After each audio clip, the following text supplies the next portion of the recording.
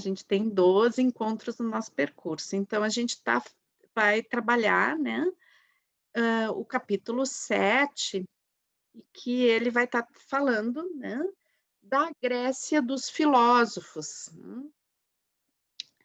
Então, digamos, a gente andava lá pela Grécia, né, no capítulo 5, a gente andou bastante pela Grécia e viu bastante a história da Grécia, sobre a ótica das invasões indo-europeias, né, que vieram acontecendo na Grécia, em toda a Europa, em toda a Ásia também, né, e que na realidade a gente foi vendo que é um estilo, né, de relação, né, que se construiu a partir aí de um certo momento histórico da antiguidade, né, em que esses povos, que, hã moravam nas estepes, né, esses povos, pastores que moravam nas estepes e que tinham uma cultura muito, patriarcal e muito agressiva também, né, eles foram fazendo hordas de invasão, né, e a gente viu isso bastante há 2 encontros atrás. Depois a gente deu uma paradinha da Grécia, né, foi falar um pouquinho de monoteísmo, né, e daí hoje vamos voltar para a Grécia, porque a gente está fazendo uma progressão no tempo, né, então a gente vai aí falar um pouquinho de um período que vai de 600 a 400 antes de Cristo, que é um período onde a Grécia vai fazer uma modificação muito forte, né, na forma de perceber o mundo e uma modificação que ela vai incidir, né, em toda a cultura até hoje, né. Então a gente é muito influenciado por esses filósofos, né, e então, a Grécia é o local onde vai surgir a filosofia ocidental, né, como a gente entende filosofia hoje. É claro que a humanidade já se perguntava antes de onde eu venho, para onde eu vou, né, todas essas questões filosóficas, quem sou eu, tudo isso, o que que vem, hã, em relação à morte, o que que acontece depois, né, o que que são essas coisas no céu, tudo isso a gente já se perguntava, mas existe uma mudança muito forte nesse período na Grécia, né, que faz com que mude a perspectiva de como olhar essas coisas, e daí nasce a filosofia, né, a filosofia como a gente entende hoje. Uhum. Bom, então lembrar para vocês, né, que nesse período, então, já estava muito sedimentada, né, essa invasão, última invasão que teve dos indo-europeus ali na região da Grécia, né. Então, com a fundação da cidade de Esparta, que era uma cidade, assim, que tinha um funcionamento, assim, muito baseado na guerra, na opressão, né, eles entram na região onde se formou a cidade de Esparta, eles vão entrar nessa região, eles vão aprisionar toda a população, fazer essa população, trabalhar como escrava durante muito tempo, né. E era toda a população, esses invasores, né, que não são os escravos, eles vão se perpetuar dentro de uma cultura muito voltada para a guerra, muito autoritária, onde o Estado, né, dentro de Esparta é o Estado que faz a formação dos indivíduos, né, e toda a educação de cada criança que nasce é voltada para servir ao Estado, e esse Estado ele está voltado para a guerra, né. Então, também para a manutenção desse estado de opressão da população originária que morava lá, né. Então a gente tinha visto também que era é uma cultura muito eugênica, né, ou seja, que praticava toda uma questão de seleção, né, de indivíduos que são os mais fortes, os mais, hã, com uma crença em raça pura, né, que vai basear todos os estados fascistas depois que aconteceram no século XX e ainda acontecem hoje, né. Então, a Esparta dá esse faz nascer isso, né. Então a Esparta era um lugar também que, hã, a própria relação com o feminino tinha a ver, assim, que as mulheres tinham muito esse papel em Esparta, de que elas tinham eram treinadas quase atleticamente, né, para que elas pudessem ter corpos fortes e pudessem gerar filhos, né. Então tudo era em função do Estado em Esparta e em função da guerra, né. Eles produziam bastante coisas em nível agrícola, porque eles escravizaram a população local e forçavam eles a trabalhar. Então a gente vai ter uma outra cidade-estado que é Atenas, né. Atenas está localizada em um lugar onde, tinha um porto muito forte, né, um porto com uma localização de comércio muito potente, e também Atenas tinha uma economia baseada no artesanato, na agricultura, né. Então, Atenas vai ter uma outra, claro que Atenas também fazia guerra, também tinha escravos, também era uma estrutura de escravidão, né, só que Atenas vai se organizar não em função da guerra, mas em função do comércio, principalmente. E, o porto de Atenas recebia, navios de todas as partes do mundo conhecido, né. Então, hã digamos que Atenas vai receber influência de outras culturas, e também os atenienses, eles tinham uma coisa de não só receber outros povos, mas também de fazer muitas viagens, né.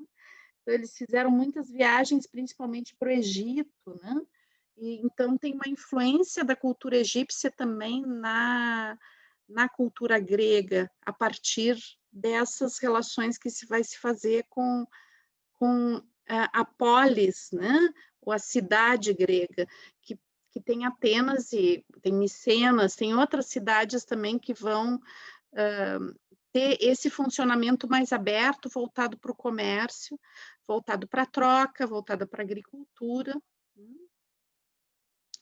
Bom, inicialmente Atenas era uma cidade, né, era uma cidade-estado que tinha uma oligarquia bem forte, né, proprietários de terra, e tinha uma situação, né, de escravidão. A escravidão vinha de 3 pontos básicos: eram os prisioneiros de guerra, né, também o comércio humano, que existia muito forte nessa época.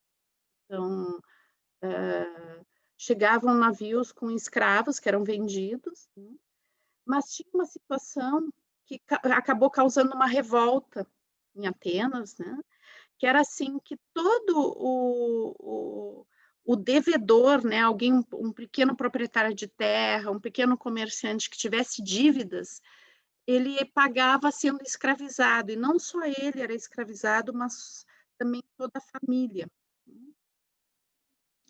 Bom, isso acaba gerando uma situação de grande revolta, né, e que vai mudar o jogo político dentro de Atenas, a partir dessas revoltas, né. Então, inicialmente, quando houve essas revoltas, num primeiro período, se estabeleceu relações de poder onde existia um grande líder que impunha leis, né, mas eram leis bem populistas, digamos, né. Então era o Estado financiando uma série de coisas, né, para que o comércio se desenvolvesse. Era, por exemplo, se abria campos de trabalho, construção de uma estrada, etcétera, para empregar as pessoas, né. E daí com essa situação, acaba, né, não existe mais a possibilidade de se prender um cidadão ateniense para pagar dívidas, né. Então, a escravidão, ela deixa de ser, de de digamos, de receber essa via, né, de haver mais escravos. O que que acontece com Atenas? diminui o número de escravos, não, aumenta o comércio humano em Atenas, né, então começa a chegar mais navios com mais escravos, então, isso é importante, assim, havia como vinha esses escravos, né, não era por opressão da população local, como era a questão de Esparta, né, mas era, pelo comércio, também um comércio humano. E a cultura grega, ela é toda baseada na escravidão, né, então a gente é uma cultura interessante, que nos deu uma série de frutos legais, mas a gente tem que entender que existe isso na cultura grega e vai se manifestar durante, né, toda a parte da antiguidade. Bom, então a gente vai ter essa população, uma população que é livre, né, e outra população que é de escravos.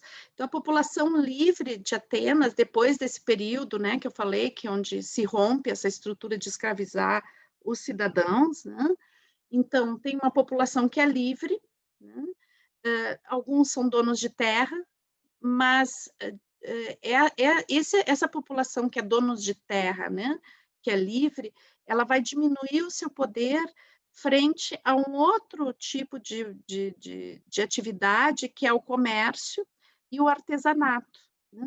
Então, começa a surgir uma elite que está relacionada ao comércio, né, e também a produção de bens, né, tipo, o sapateiro, ou a pessoa que confecciona, roupas, né, jarros, etcétera, e que vai se tornando cada vez mais sofisticado na sua produção, né, e com cada vez mais capacidade de produção, então essas pessoas vão enriquecendo também. E a oligarquia agrícola, ela vai diminuir o seu poder nesse período, né, mas os escravos eram utilizados principalmente no campo, para a produção agrícola. Então existia muita um grande número de pessoas que eram livres, que, trabalhavam, né, dentro do comércio, também que serviam ao exército, ok, mas que eram cidadãos livres. Bem, isso tudo vai, digamos, gerar, né, um momento onde as decisões sobre os destinos daquela população, elas começam a ser, haver uma necessidade de descentralizar essas decisões, hã, de um líder específico para, criar um sistema onde várias pessoas pudessem falar, discutir e chegar a conclusões juntas, né.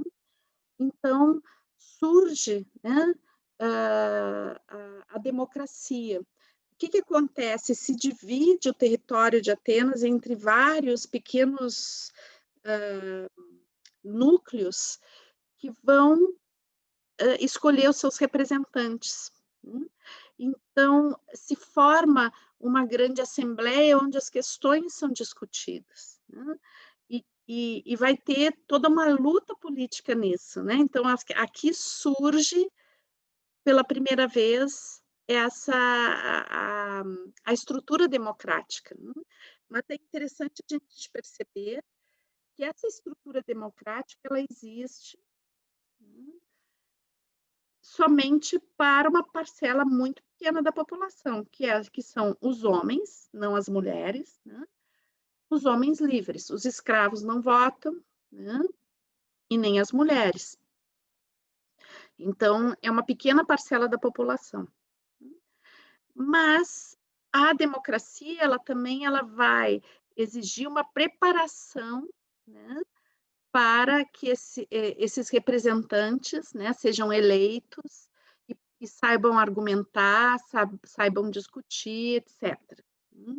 Então aqui a gente está começando a ver um terreno, né, um terreno importante para um tipo de educação que não existia antes, não existia essa necessidade de formar oradores, de formar pessoas que sabiam defender ideias, né.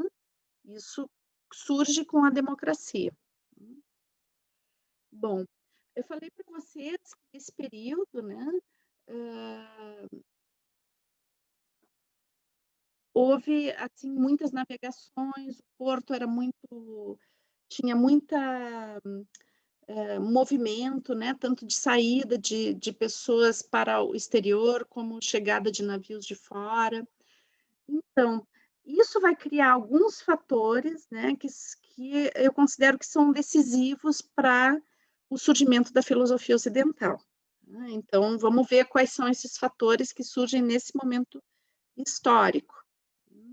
Tem uma confluência de fatores aqui. Então, a primeira coisa, né, que Atenas, assim como Micenas, né, são cidades que vão, né, cidades-estado que vão, apesar das invasões europeias, são cidades que ainda mantêm, né, não tiveram tanta influência dória, né, e elas mantêm uma estrutura, digamos, uma memória de uma estrutura de relações sociais que são matrísticas, ou seja, as sociedades que são matrísticas ou matrilineares, né, que têm a influência dessas das religiões que têm a ver com a deusa, né, elas eram, na realidade, sociedades mais participativas, né, mais igualitárias, hã, hã menos opressoras, mais voltadas para a arte, mais voltadas para o comércio, né. Então essa é como que Atenas mantém essa raiz, apesar de ter se afastado muito, ela ainda tem um contato com essa raiz. Então isso é um ponto de partida bem importante para essa abertura dos atenienses a novos tipos de organização. Então, como eu já tinha falado, o comércio, as navegações, esse contato com povos, com culturas diferentes, né, hã, também com produtos diferentes, com livros que chegam de fora, aqui a gente não vai falar exatamente de livros, né, mas assim, de papiros, de tabuinhas, onde tem outras coisas escritas, que vêm de outras culturas, né.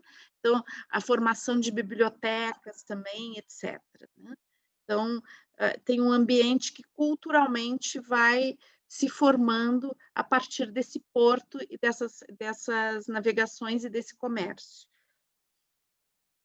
Então, nesse período também, né, surgem os primeiros calendários. Então, a medição do tempo, ela passa a sair de uma circularidade, né, e passa a ter uma medição linear. Então, é como que se rompe a circularidade do tempo e o tempo começa a ser percebido como, passado, presente e futuro, né.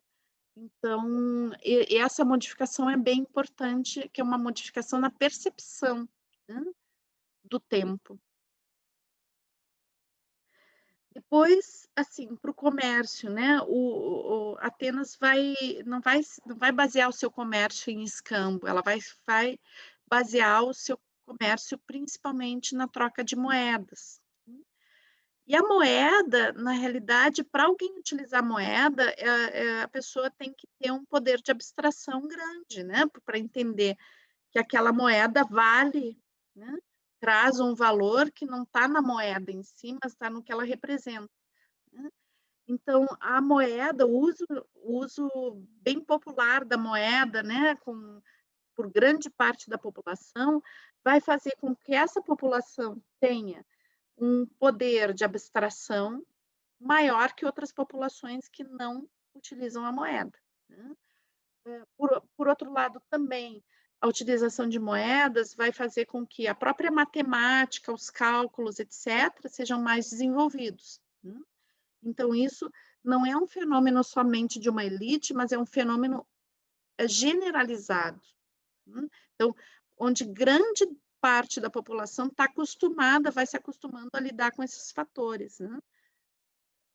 o que vai fazer uma modificação na forma de pensar e de ver o mundo.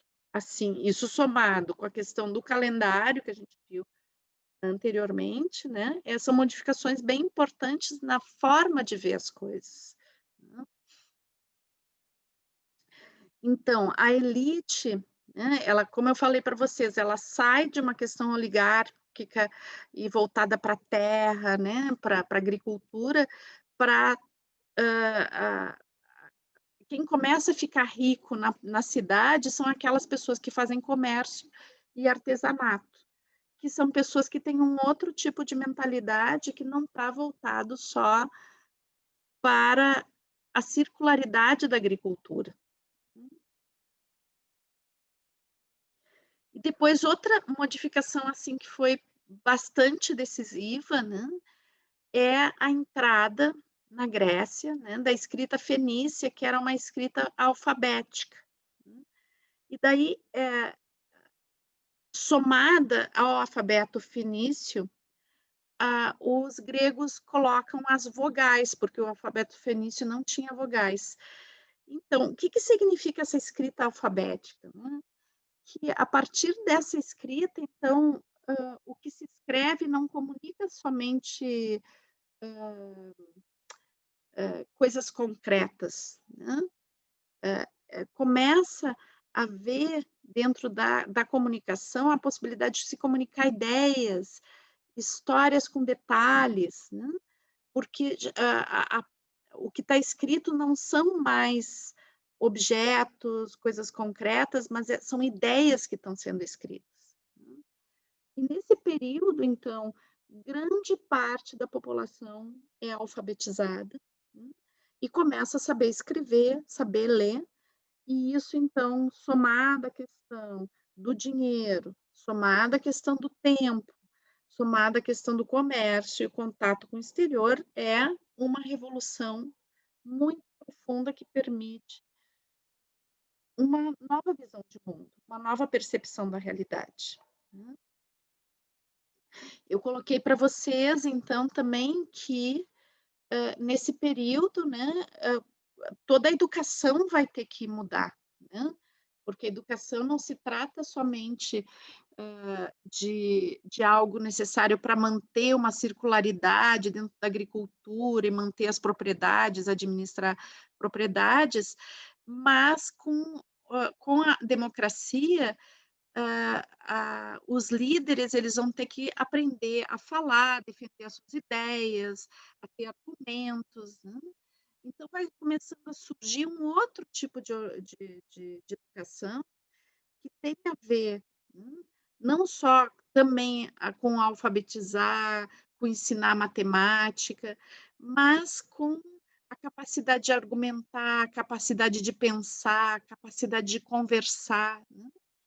Então, a educação ela vai, mudar, né, no sentido que agora vai ter uma profissão muito valorizada, né, que é a profissão de professor, né, então vai ter alguém que tem muito conhecimento, que vai se dedicar a educar e desenvolver os talentos dos jovens.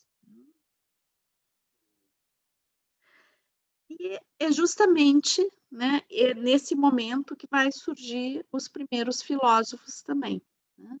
Então, em geral, os filósofos, eles estavam a profissão de filósofo, né, ou digamos, a profissão de professor está ligada à filosofia, né.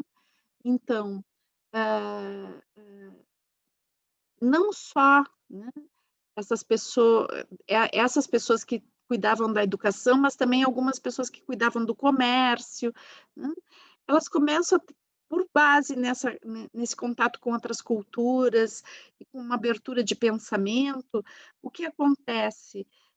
Elas começam a questionar, né, a explicação da realidade somente dentro da religião politeísta, né.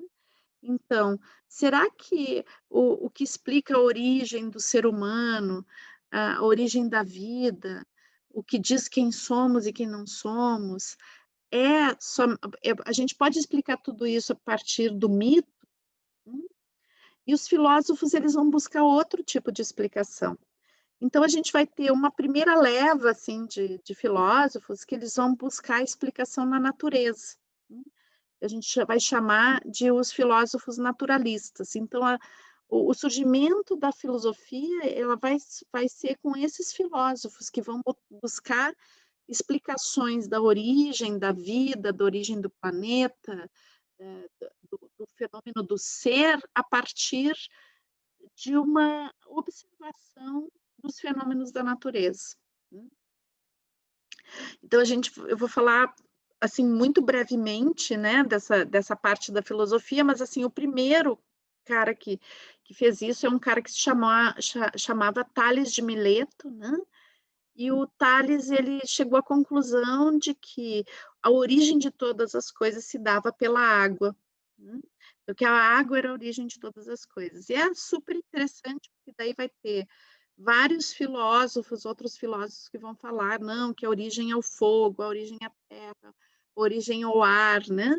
Então todos esses filósofos que vão estar trabalhando sobre essa questão da origem com base nos elementos, a gente vai chamar de filósofos naturalistas. E eles são os primeiros que vão questionar, né, justamente, hã, a explicação mítica da realidade. Então eles vão buscar outro tipo de explicação. E daí uma das questões filosóficas que a gente vai ter até hoje, né, que vai surgir justamente nessa época, é a questão do que é permanente e o que se transforma, né. Então o que é real, o que não é real? A essência das coisas é a transformação ou a essência das coisas é a permanência, né. Então, essa questão, essa dualidade, né, entre 2 respostas sobre a respeito de nós mesmos, a respeito do mundo, a respeito da percepção do mundo, vai percorrer toda a história da filosofia, né. Então, o que é real? É aquilo que permanece ou é aquilo que passa? Hum, a transformação faz parte. O que se transforma é real ou é uma ilusão? Hum. Então essas são questões bem básicas que vão percorrer toda a história da filosofia. Bom, e daí um dos primeiros representantes, né, desse pensamento é um filósofo bem importante, que foi Heráclito, né. E Heráclito foi um filósofo bastante também perseguido, né, bastante criticado. E, na realidade, o que aconteceu com a obra de Heráclito é que ela se perdeu completamente. A gente não tem nenhum escrito de Heráclito que tenha sobrevivido. Mas a obra de Heráclito foi preservada em pequena parte, muito pequena parte. A gente sabe um pouquinho do que ele pensava, né? Porque pelos textos criticando ele. Então, tem alguns textos que são resgatados, onde, os autores criticavam Heráclito, né. E daí, então, citando passagens dele, e daí aí se tira alguns pensamentos de Heráclito. Mas Heráclito, por que que ele era assim, tinha tantos críticos, né? Porque ele dizia que, na realidade, a essência de todas as coisas é o vir a ser, né, que na realidade eu nunca vou me banhar, né, essa é uma frase bem importante dele, eu não tenho como entrar no mesmo rio 2 vezes, né. Então, que na realidade tudo está em pleno movimento, tudo está sempre, se modificando. A essência de todas as coisas é esse movimento, esse eterno vir a ser, né. Hã, nada é permanente, tudo está em pleno movimento, sempre, né. E essa era a essência do pensamento de Heráclito. E ele tem uma influência bem forte até hoje dentro da filosofia, né. Todo o pensamento que percebe a identidade como um vir a ser, uma eterna transformação, tem como base fundamental o pensamento de Heráclito. E quase que contrário a Heráclito, né, a gente vai ter Parmênides, né, que vai colocar exatamente o contrário, né, que o que é real é aquilo que permanece. Então, que tudo o que não permanece é ilusão. Então, que na realidade, as coisas que realmente têm valor são aquelas coisas que têm permanência, que não vão se modificar. Então, que existe uma parcela, né, de cada ser que é permanente, que não muda. E é isso que vai validar, que vai ser real. O resto são ilusões. Bom, nessa época, né, a filosofia, ela também vai estar muito voltada, então eu falei para vocês desses professores, né, então a filosofia estava muito voltada para a argumentação, né, e uma grande parte desses professores, eles, estavam envolvidos com que desenvolver, né, nos alunos a capacidade de pensar, de argumentar, desenvolver os seus pontos de vista. E isso estava baseado na constatação de que existem várias formas de ver o mundo, né, e que cada um tem a sua verdade, né. Então, que eu posso defender a minha verdade, que vai ser diferente da verdade do outro, né, baseada em vários pontos de vista. Então, são os filósofos que vão se chamar sofistas, né. Os sofistas, eles têm essa visão de que a verdade, ela não é uma coisa única, né, que ela sofre influências, de quem tem essa verdade, de quem vive essa verdade. Então, o que eu vivo vai influenciar na forma como eu vejo o mundo. E os sofistas, então, eles têm toda uma prática, né, de desenvolvimento de uma argumentação onde, eu vou buscar defender o meu ponto de vista e argumentar dentro desse ponto de vista, né, que é uma essência da própria democracia, né. Aí vai surgir a oratória, etcétera, né. Mas o que que acontece? Também existe uma crítica muito forte aos sofistas, né, e digamos, até uma certa desqualificação, né, como se os sofistas tivessem, hã, educando as pessoas não para defender a sua visão de mundo, mas sim para mentir, né. Isso, claro, é uma visão muito ligada aos filósofos que vão seguir, que a gente vai ver agora, né, que vão acreditar que existe uma verdade, uma realidade que é permanente e fixa. Então, vamos entrar no primeiro desses filósofos, né, porque a gente vai ver que todos os filósofos que a gente viu até agora, eles são considerados pré-socráticos, então, o que significa que Sócrates, né, que é esse filósofo que a gente vai ver agora, né, ele é um referente muito importante, né. Ele ele transformou a forma de ver o mundo, né, e ele traz ideias bem fortes, né. Então, hã, o Sócrates, ele era uma pessoa muito voltada, muito interessada, né, em, em perceber, né, quais são as coisas que realmente têm valor, né. Ele coloca que, na realidade, a própria realidade, ela só está relacionada com a capacidade de perceber, né, esses valores. E esses valores têm a ver com a vida, né, com o bem viver, com a possibilidade de ter uma vida plena. Então, eu trouxe para vocês dos próximos 3 filósofos que a gente vai ver, que eu acho que são filósofos bem importantes de a gente ver um pouquinho mais profundo, eu trouxe 3 vídeos pequenininhos, cada um falando de um deles, né, cada um deles, para que a gente possa ter um pouquinho mais de informação com uma filósofa falando, tá.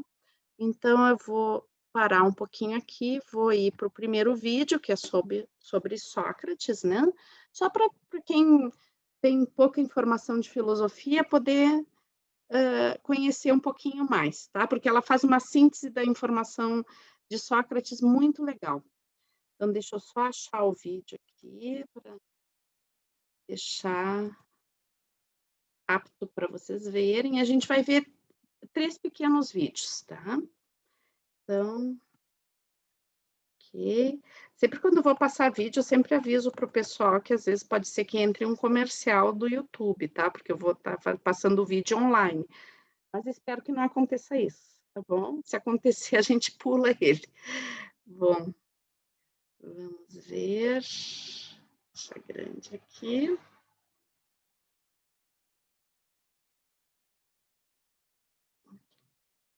Ah, só um pouquinho, pessoal, que eu me esqueci de habilitar, vou ter que sair, habilitar o áudio, senão vocês não vão ouvir. Esqueci de habilitar o áudio, senão não vão ouvir o som. Ok.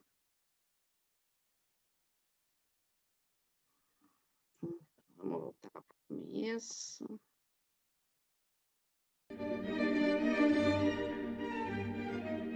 Sócrates é considerado um dos fundadores da filosofia ocidental, mesmo que isso não fosse óbvio durante a sua juventude.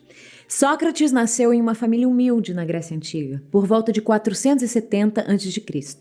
Seu pai trabalhava como escultor, especialista em entalhar colunas nos templos, como o Partenon, e ensinou Sócrates esse ofício. Na idade adulta, Sócrates trabalhou como escultor e também serviu ao exército durante 3 campanhas. Foi somente quando ele se aposentou que Sócrates se dedicou à tarefa pela qual se tornou mais conhecido, a de educador. Quais são as grandes obras de Sócrates que não podemos deixar de ler? Bom, não existe nenhuma. O que sabemos dele vem principalmente dos relatos nas obras dos seus alunos Platão e Xenofonte, e também do dramaturgo Aristófanes, contemporâneo de Sócrates. Muitas vezes isso é chamado de o problema de Sócrates. O que sabemos dele nos chegou através de relatos de segunda mão. O problema de Sócrates tem a ver com a natureza da escrita naquela época. É muito pouco o que podemos considerar como histórias que tenham sido escritas durante o período clássico. Encontramos, na maioria, obras dramatizadas, como peças e diálogos filosóficos. Por exemplo, na obra de Aristófanes intitulada As Nuvens, Sócrates é representado como um malandro que ensina seus aprendizes várias maneiras de enganar pessoas. Mas essa peça era uma sátira. Deveríamos confiar nesse relato? Platão dizia que a peça era difamatória. Em contraste, os trabalhos de Platão e Xenofonte apresentavam uma versão mais cordial do caráter de Sócrates. Mas mesmo assim, havia grandes diferenças entre os seus escritos. Cabe a nós juntar os pedaços de quem este homem poderia ser, encontrando o denominador comum nos vários relatos. A reputação conquistada por Sócrates como uma mente superior surgiu quando um dos seus seguidores peregrinou até o oráculo de Delfos. O oráculo era uma sacerdotisa no templo de Apolo, que se fazia de médium, através da qual o deus Apolo falava. Pessoas vinham de todos os cantos da Europa para ouvir as suas profecias. O oráculo proclamou que não havia ninguém mais sábio que Sócrates. Quando o próprio ouviu essa afirmação, achou que se tratava de um enigma. Decidiu, então, averiguar quem era realmente o homem mais sábio. Entrevistou as pessoas de Atenas mais admiradas por sua sabedoria, professores, artistas e políticos. Mas chegou à conclusão que todos tinham um defeito fatal. Estes homens acreditavam saber muito, mas eram ignorantes sobre aquilo que não sabiam. Sócrates disse que era tão ignorante quanto qualquer outro ser, mas com a pequena vantagem de que pelo menos ele sabia ser ignorante. E por isso era o mais sábio de uma população inteira de ignorantes. Sócrates então disse: "Só sei que nada sei." Essa frase é conhecida como o paradoxo de Sócrates.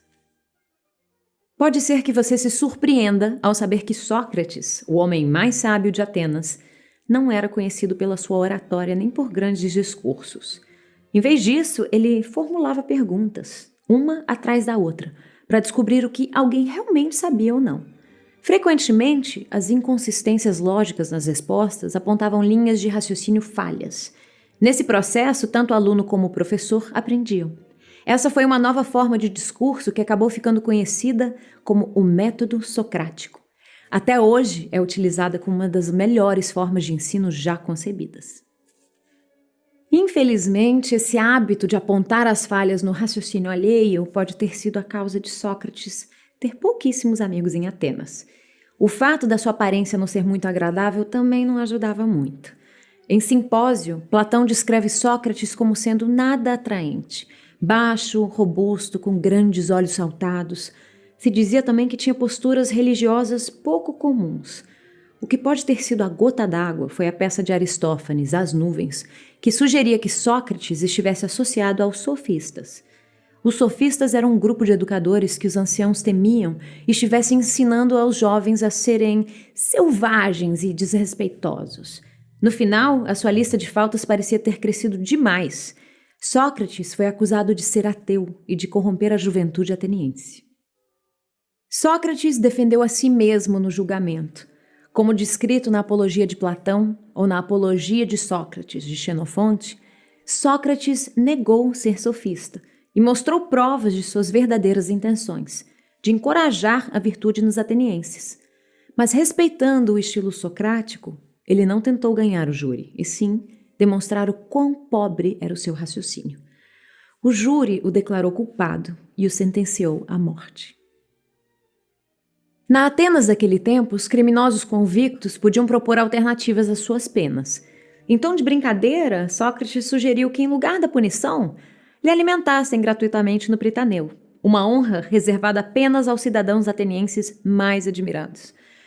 O júri não achou a menor graça. Seus seguidores choravam e pediam que ele fugisse, o que não era incomum nesse tipo de julgamento.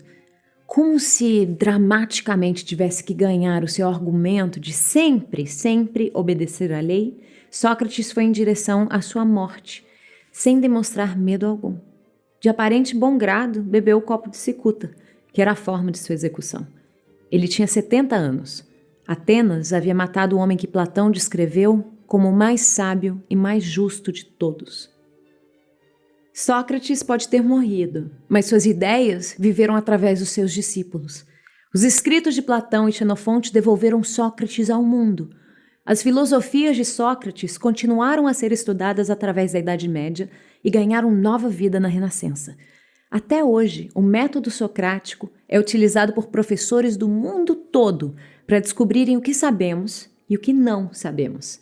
Nós, do Socrática, nos esforçamos para fazer a nossa parte, para honrar a sua memória.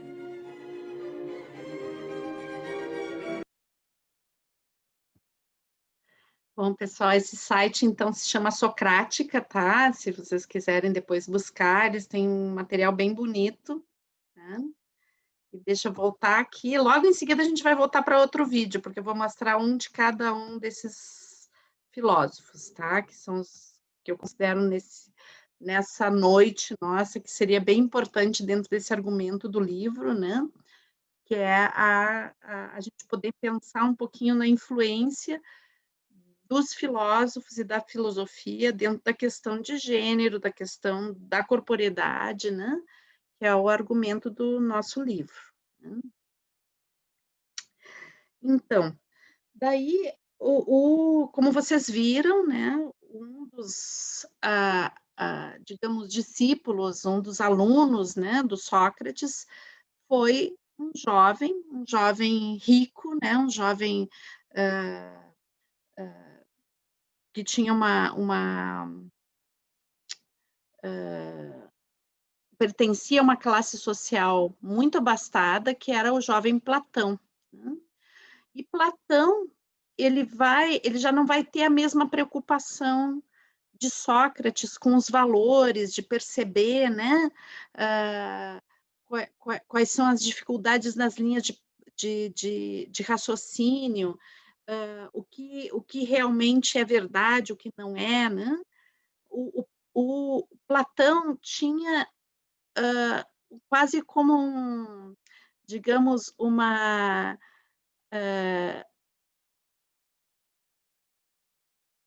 um viés de pensamento voltado, né, para realmente a verdade, mas a verdade como uma grande abstração, né. Então, para Platão, tudo que a gente sente, tudo que a gente percebe a partir dos sentidos, né, não tem validade, né, porque a pessoa que, percebe e se guia somente pela percepção, ela não tem um contato com a realidade, porque ele percebe que as sensações, aquilo que a gente percebe através dos nossos sentidos, são coisas enganosas, né, e os sentidos podem nos enganar. E para Platão, né, a verdade ela só pode ser conhecida pela razão. Então, uma das coisas, assim, que eu acho que uma contribuição super interessante de Platão é a alegoria da caverna, né, que é, uma história que ele inventa para expor a visão de mundo dele, né, é uma alegoria, como um mito, né. Então ele diz que a humanidade, né, uma parte da humanidade, nasceu prisioneira dentro de uma caverna, né. E essas pessoas nasceram e viveram aí dentro dessa caverna, presas, olhando para o fundo da caverna, né. E daí, próximo à entrada da caverna, havia uma fogueira e um muro, né. E por esse muro passavam pessoas levando, como que pequenas esculturas, formas de coisas que existiam no mundo. E daí, como elas passavam próximas ao muro, as formas se refletiam no fundo da caverna, né. E essas pessoas que estavam acorrentadas ao fundo da caverna, elas achavam, né, que na realidade o mundo eram essas formas, né. Então, o que acontece, em um determinado momento, uma dessas pessoas que é prisioneira consegue se libertar, né, e vai para fora. Inicialmente, essa pessoa fica cega, né, ela não consegue enxergar mais nada, mas pouco a pouco os olhos vão se acostumando e ela começa a ver que aquilo que ela achava realidade era só uma sombra da realidade, né. Então, para Platão, né, o que nós chamamos de realidade é só uma sombra da realidade, é só uma pequena parte que a gente percebe de algo muito maior, né, e que a maioria das pessoas não tem condição, né, de perceber que vem somente uma parte da realidade. Eu acho essa alegoria muito interessante, né. É claro que a argumentação de Platão, a princípio, é uma argumentação que tem a ver com a questão da racionalidade, né, então de que os sentidos, eles não têm, um valor de realmente trazer o contato com a realidade, e que somente a racionalidade pode nos trazer esse acesso, né. Bom, se a gente olhar sobre a ótica de como a gente vê as coisas hoje, né, e como a própria biodança vai trabalhar, a gente valoriza muito a percepção, os sentidos, e considera que isso nos dá acesso a uma ampliação de consciência que realmente nos dá acesso a uma realidade bastante, fora dos limites da razão, né. A gente vê um pouquinho ao contrário, como a razão sendo, quando eu vou me guiar somente pela razão, somente pela racionalidade, eu vou ter uma visão limitada das coisas. Assim como também se eu vou me guiar somente pelas sensações. Então, mas eu acho esse mito ele muito revelador, né, de toda a questão da alienação na nossa cultura, né. Então, o quanto as pessoas são manipuladas para ver somente o fundo da caverna, né. Então, acho que a gente pode, a partir do entendimento de Platão, fazer muitas reflexões a respeito da nossa cultura, da forma como a gente vive, né. E bom, essa interpretação sobre a questão da racionalidade, A princípio é assim, mas a gente não tem como saber se era exatamente assim como Platão pensou, né, porque, eu acho que Platão foi um autor muito, muito, muito complexo. Então, às vezes, a gente resume um pouco, né, as ideias dele dentro dessa questão de que, o Platão é racionalidade, né, Platão também ele é a luta contra a democracia, porque ele achava não achava a demo ele achava a democracia um sistema falho, né, mas eu acho que é muito complexo as ideias de Platão, né. Então, bom, vamos ver um pouquinho o vídeo que vai onde essa moça vai apresentar ele, para ajudar um pouquinho no nosso raciocínio também. Então vamos lá de novo, agora para o vídeo sobre Platão. Vamos ver. E deixa eu só mudar a tela aqui, pessoal, que não era essa que eu queria. Só um pouquinho. Julinha, e daí, querida? Pessoal, tem o microfone aberto, tá? Deixa eu ver aqui, a Gisele deixou aberto o microfone. Tá, já fechei. Então, vamos ver aqui.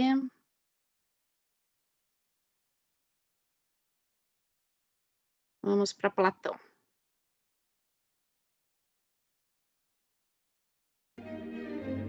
O filósofo grego Platão foi discípulo de Sócrates e professor de Aristóteles. Escreveu sobre uma grande variedade de assuntos, tais como política, estética, cosmologia e epistemologia. Até hoje fazemos referência ao amor platônico e aos ideais platônicos. A busca de Platão pela verdade e pelo conhecimento formou a base de grande parte da filosofia ocidental. Há controvérsia sobre o seu nascimento. Algumas fontes dizem que foi em torno de 428 a.C., outras dizem 424 a.C. De qualquer maneira, foi um nascimento em berço de ouro. Os pais de Platão descendiam da nobreza ateniense. Como outras crianças de famílias importantes de Atenas, Platão recebeu a melhor educação possível, estudando filosofia, poesia e ginástica. Platão cresceu durante a Guerra do Peloponeso e, desde novo, testemunhou o caos político envolvendo a derrota final de Atenas para Esparta. 2 de seus parentes ascenderam ao poder no novo governo. Conhecidos como a Tirania dos 30, este grupo foi notório por negar aos atenienses os seus direitos. Governaram por um curto período até que essa desprezada oligarquia foi derrubada e a democracia retornou a Atenas em 403 a.C. Podia-se esperar, devido às conexões familiares, que Platão estivesse destinado à política. Sua vida tomou um outro rumo quando conheceu Sócrates, o grande professor, e se inspirou pela sua filosofia e sua busca pelo conhecimento e virtude. É uma grande ironia pensar que Sócrates foi condenado à morte por corromper a juventude ateniense, incluindo Platão. Sócrates não era nada popular entre a tirania dos 30 e tampouco entre os novos líderes da recém-restaurada democracia. Em um grave equívoco de justiça, Sócrates foi considerado culpado por acusações inexistentes e foi condenado à morte. Platão tentou evitar sua morte, oferecendo-se para pagar a fiança e assim salvar-lhe a vida. Mas Sócrates escolheu acatar a sentença de morte. Desde então, Platão se enojou com a política e dedicou sua vida à filosofia, assim como seu mestre. Apesar de ser conhecido como discípulo de Sócrates, Platão foi também influenciado por Pitágoras e outros. Depois da morte de Sócrates, Platão viajou por 12 anos, estudando vários assuntos, incluindo matemática, com os pitagóricos na Itália, e geometria e astronomia no Egito. Durante sua viagem, Platão escreveu seus primeiros diálogos, que destacavam a Sócrates e seus ensinamentos. Como Sócrates não escreveu nenhuma obra própria, esses diálogos representam um dos poucos perfis que se tem sobre o lendário filósofo e seu estilo de discurso. Ao retornar a Atenas, Platão fundou a Academia Platônica por volta de 387 a.C. A Academia Platônica é considerada a primeira instituição de ensino superior do Ocidente. Aqui podia-se assistir aulas ao ar livre sobre astronomia, biologia, matemática, política e filosofia. O método socrático era geralmente utilizado como forma de discussão racional, onde uma determinada hipótese era examinada através de várias perguntas. Se de maneira lógica essas perguntas conduzissem a algum tipo de contradição, então se adotava uma nova candidata à verdade. Várias gerações foram educadas na academia, até ela ter sido destruída em 86 a.C., quando Atenas foi conquistada pelos romanos na Primeira Guerra Mitridática. A academia foi reavivada no início do século V pelos neoplatônicos, que se consideravam sucessores de Platão. No ano de 529, o imperador bizantino Justiniano I fechou a academia de uma vez por todas. Ele a considerava uma ameaça ao cristianismo. Enquanto ensinava na academia, Platão continuava a escrever. Finalizou 35 diálogos e 13 cartas, conhecidas como epístolas, mas há dúvidas sobre a autenticidade de algumas delas. Apesar de relutar em escrever sobre si mesmo, há vários relatos sobre membros da sua família. Grande parte dos historiadores considera isso como um sinal do orgulho que ele sentia de sua distinta família. A ordem na qual Platão escreveu suas obras não é sabida ao certo, mas os historiadores tradicionalmente reúnem os seus trabalhos da seguinte maneira. Os primeiros diálogos, que incluem a Apologia e o Crito, apresentam os ensinamentos de Sócrates. Os diálogos finais, como a República e o Simpósio, introduzem a teoria das formas de Platão e a relação entre a alma, o Estado e o universo. Finalmente, seus trabalhos mais maduros são reunidos num grupo por serem considerados do mesmo estilo. Entre eles, As Leis e Timeu, que abordam assuntos como a lei, a matemática e as ciências naturais. A teoria das formas ou das ideias é o coração do platonismo. Na visão de Platão, a realidade não está ao alcance dos que só confiam inteiramente nos seus sentidos.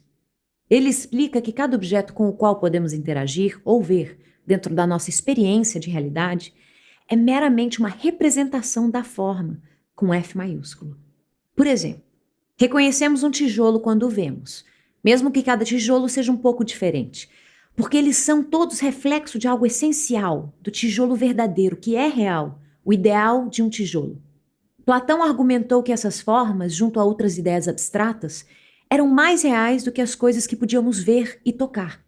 Ideias universais como justiça, beleza e igualdade não são acessíveis através dos sentidos.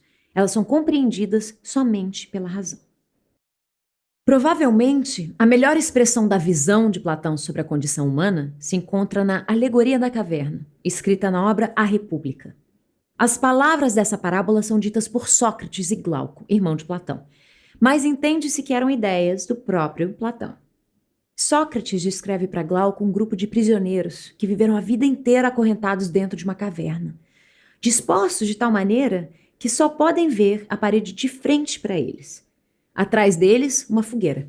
Entre os prisioneiros e a fogueira existe uma plataforma onde são exibidos objetos. Os prisioneiros não veem os objetos, mas sim as sombras projetadas na parede da caverna. Se nos basearmos somente nos nossos sentidos, seremos como os prisioneiros da caverna, que não conseguem perceber a realidade atrás deles. Somente as pobres cópias do mundo real projetadas diante de seus olhos. O mundo real das ideias só pode ser percebido através da razão. Por isso, a academia era de vital importância. Platão passou seus últimos anos escrevendo e ensinando na academia. Obviamente, não é possível saber tudo o que Platão pensava. Ainda mais porque ele preferia a oratória à escrita como meio de transmitir o seu conhecimento. De acordo com os textos dos seus discípulos, Platão tinha uma série de doutrinas não escritas, que foram passadas só oralmente. Seu discípulo mais famoso foi Aristóteles, que chegou à academia no ano de 367 a.C. e por lá ficou por 20 anos. Depois fundou a sua própria academia, chamada de Liceu, onde continuaria a grande tradição de Platão e Sócrates. Platão morreu por volta de 348 a.C. e acredita-se que esteja enterrado no terreno da academia.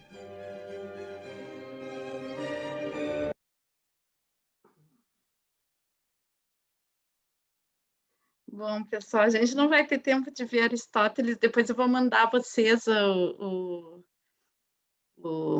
material sobre ele, tá? O link.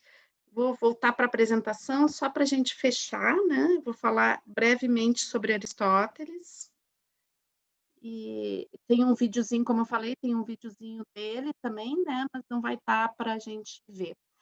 Então Aristóteles, né, ele vai mudar um pouquinho, apesar de ser discípulo de Platão, ele vai, hã, dizer assim que na realidade a verdade não está numa forma ideal, mas sim está nas formas da natureza. Então Aristóteles ele começa a observar, né, a natureza e ver que existem padrões que se repetem. E inclusive ele vai fazer uma reflexão a respeito de Heráclito, né. Ele fala que Heráclito, na realidade, ele não se deu conta, observando a natureza, ele não se deu conta que existem essas formas que se repetem. Então, que sim, a natureza é um eterno vir a ser, mas existe algo permanente, que são essas, digamos, um desenho da natureza que se repete em todas as, hã, em todos os seres vivos, se repete no cosmo. Então tem algo que se repete e que é permanente. Então, Aristóteles ele foi atrás justamente dessas leis e hã, desses fenômenos que vão se repetindo, né, estudando a natureza e buscando ele vai estudar desde as conchas do mar até o céu, os fenômenos celestes, né, então é um cara que vai estudar muitos, muitos fenômenos e vai fazendo relações entre eles. E a gente pode dizer que uma das coisas que deve a sua existência muito forte a Aristóteles é a própria ciência, porque ele é o primeiro cara que vai desenvolver um método de observação e que vai observar que existem coisas a se aprender observando a natureza. Bom, depois a gente vai ver, depois eu vou mandar para vocês o vídeo, né? Posso mandar dos 3 vídeos que eu passei para vocês olharem de novo também, né.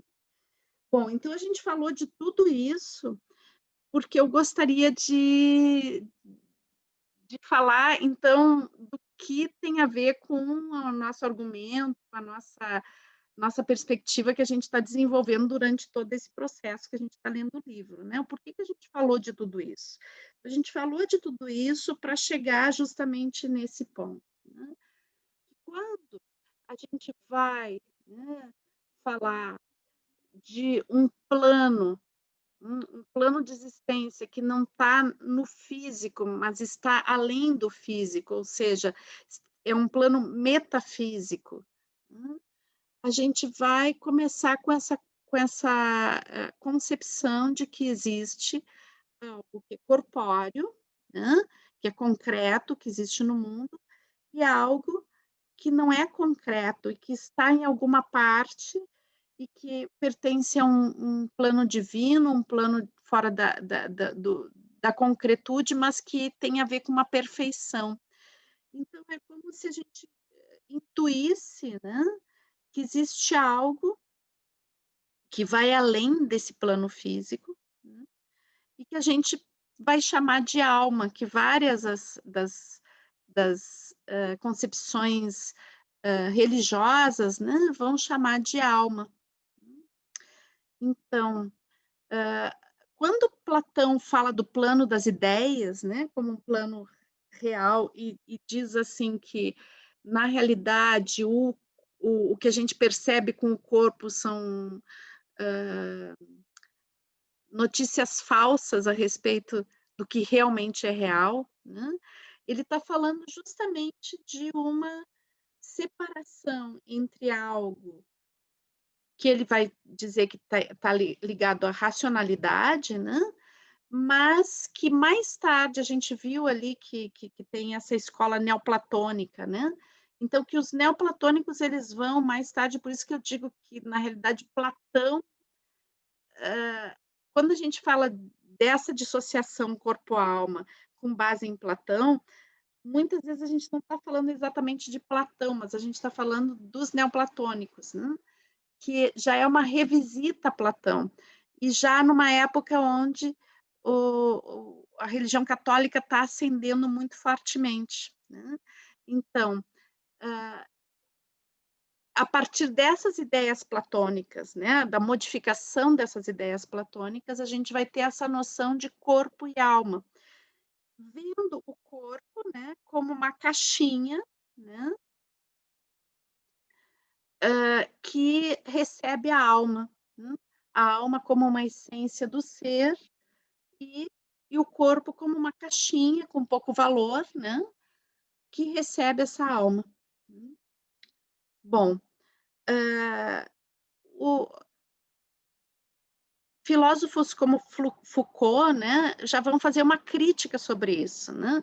Então, dizendo que todas as relações de poder que se constroem sobre o corpo, né, sobre a corporeidade, tudo que a gente constrói sobre o sofrimento corporal, a admissão do sofrimento, a perseguição, a tortura, o estresse, nos forçar além da conta, a própria escravidão, submeter as pessoas a um trabalho forçado, a nossa capacidade de trabalhar sem nos envolver plenamente com o que a gente está fazendo, a, a noção de que o corpo é sujo, tudo isso, né, tem a ver com essa dissociação do corpo com a alma, né? E daí o Foucault ele vai dizer justamente que é o contrário do que eu tinha dito antes, né? Que não é a alma que está aprisionada no corpo, mas dentro da nossa cultura, o corpo ficou aprisionado na alma, né? Ou seja, hã, a alma se torna algo que parece tão sagrado, tão pleno de valor, e o corpo como algo tão pouco valorizado e tão torturado dentro da nossa cultura, que a alma é como se a alma aprisionasse o próprio corpo, né. Então, existe muita dissociação, muita exploração e muita violência baseada nessa concepção, né. A própria, visão que a gente tem da Igreja Católica, onde a gente, vai cultuar a figura de Jesus torturado numa cruz, tem a ver com isso, né. Então, existem várias relações de poder e relações de desvalorização, inclusive do feminino, que tem a ver com essa dissociação entre corpo e alma, né, onde o corpo é visto como algo sujo, algo de pouco valor, né.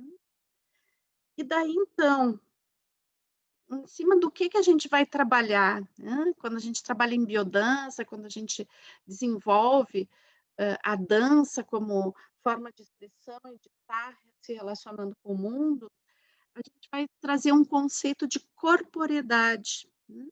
A corporeidade é o corpo com alma, é o corpo que está pleno de alma, né. É o corpo que tem o movimento alma, sem essa dissociação, né. Então, eu quero fechar, né, essa nossa viagem de hoje, trazendo isso como uma grande possibilidade, né, como uma grande possibilidade de cura, onde não a gente não vai trabalhar em cima de uma dissociação e uma desvalorização da corporeidade, ou mesmo uma negação dessa essência que a gente chama alma, mas sim vai integrar essas 2 coisas em uma só, formando uma unidade.